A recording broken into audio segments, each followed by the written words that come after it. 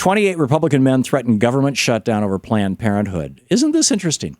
There was a Planned Parenthood clinic that was just firebombed, caught on fire. They did not perform abortions.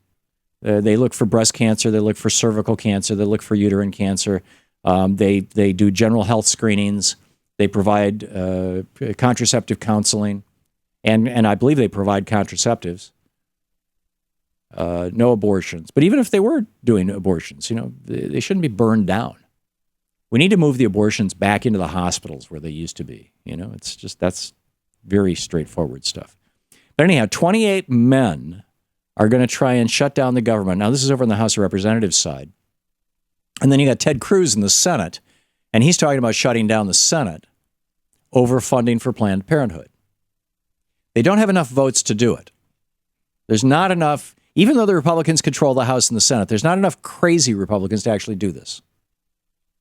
But Ted Cruz is running for president, and he's desperately looking for anything that'll get him in the headlines, with more acknowledgement than Donald Trump.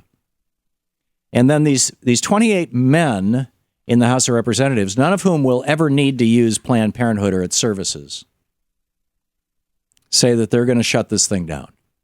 And they've written a letter committing themselves to it. And here's who they are, just in case you any of these people happens to represent you, or you might want to call them. This congressional switchboard is 202-225-3121. 202-225-3121. Here's who they are. Congressman Mulvaney, Jim Jordan of Ohio, John Fleming of Louisiana, Raul Labrador of Idaho, Matt Salmon of Arizona, Tim Hulskamp of Kansas, Jeff Duncan of South Carolina, Thomas Matt. Notice there are no female names here in the group that has sworn on a Bible they're going to shut down Planned Parenthood. Thomas Massey of Kentucky, Trey Gowdy of South Carolina. He's the guy who's running the permanent Hillary Clinton investigation committee. Of course, she's a woman. I mean, we got to investigate her, right?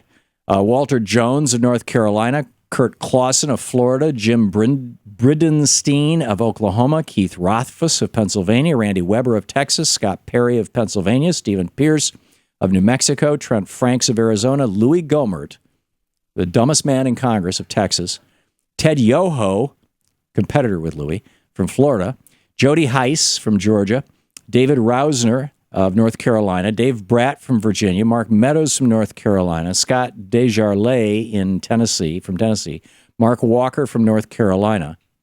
See the guy who walked the Appalachian Trail to hook up with? Oh, that was Sanford. Thank you. Okay, Mark Walker of North Carolina, Brian Babin of Texas, David Schweikert of Arizona, and Trent Kelly of Mississippi.